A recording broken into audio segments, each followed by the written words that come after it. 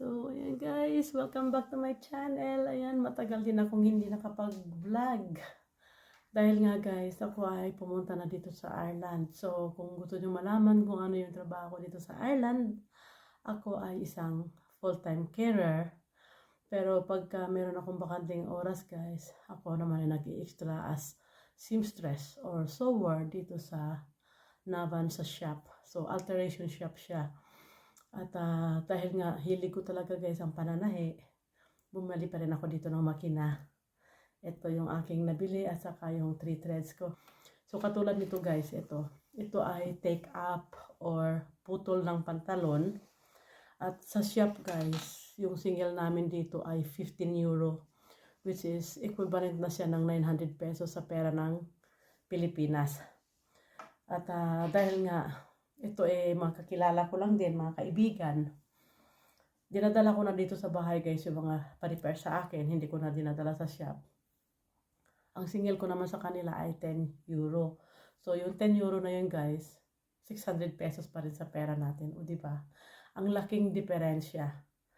So sa shop, pag ako ay nag-extra, ang bayad naman sa akin 13 euro per hour. So yung 13 euro is about 600, 318, nasa 780 per hour. Per hour yun guys ha, hindi yun isang araw. So 780 pesos per hour. So kung makaroon ako ng 8 hours, kumikita ako ng mahigit 6,000 pesos sa pera natin. Dito, malaki din. So yun, at nag-i-enjoy naman ako guys dito sa buhay ko sa Ireland. So ang panahon ngayon ay medyo malamig, kaya medyo minamalat ako. Kaya iba yung aking boses.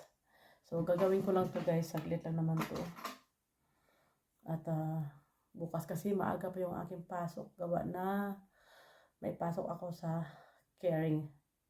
So yung aking trabaho guys ay home care. Maganda siya kasi isa lang yung pasyenteng hinahawakan mo. Dito pagka home care, ikaw lang or dalawa kayong carer, depende sa klase ng aalagaan nyo. So mayroon akong 3 inaalagaan at under agency nga pala ako guys ha. Yung aking inaalagaang matanda ay 10 hours a day for 2 days. At yung sa bata naman, 2 bata, magkaiba naman yun, magkaibang araw din. 3 hours naman yung aking trabaho doon. So yung bakanting araw ko guys na wala akong caring job, yun nag-extra ako sa shop. At pag may tanggap naman ako dito sa bahay, another extra job. So yun ang kagandahan dito guys, pag madiskarte ka at masipag ka.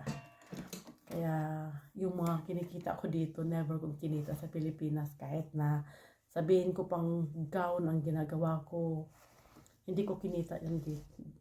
Yung kita ko dito. Imagine nyo na lang guys ha, yung puto lang pantalon. Ternong tahi na yan sa atin, or halos, di pa nga kasi 750 lang yung single ko dati. Hindi ko alam ngayon kung magkano na yung single ngayon.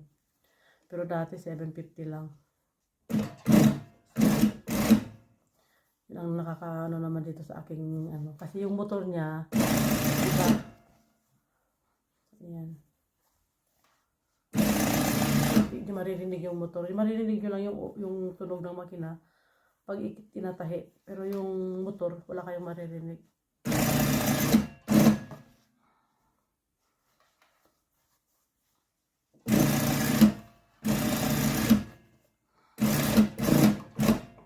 Naghahanap ako kasi sa YouTube sa akin guys eh. Wala na raw akong upload. Tinatanong na ako. Nagdo-notify na sa akin. So, busy rin kasi ako talaga. Kaya wala rin akong time mag-edit. Mga ganyan. Nung isang araw may nagpatahi sa akin. Paputo lang din ng pantalon. Kaibigan ko naman. Bali, ito yung pinatahi niya. Pinaputulan, 7 pirasong pantalon. Siyempre kaibigan ko naman. Siningil ko lang siya ng 50 euro. Pero yung 50 euro na yun guys, wala pang isang oras yun. Wala pang isang oras. 3,000. 3,000 sa pera natin. Kaya yun ang kagandahan pagka may alam ka talaga. Hindi lang yung aasa ka sa sweldo ng trabaho. Kasi ako, yung sweldo ko sa caregiver, hindi ko na nagagalaw kasi may mga extra ako kaya yun na yung nagagamit kong panggastos. Kaya dito sa abroad guys, diskarte lang talagang kailangan. Gusto mong kumita, huwag kang katamad-tamad. Tapos na. 600 pesos na yan. So, bye-bye. See you again next time.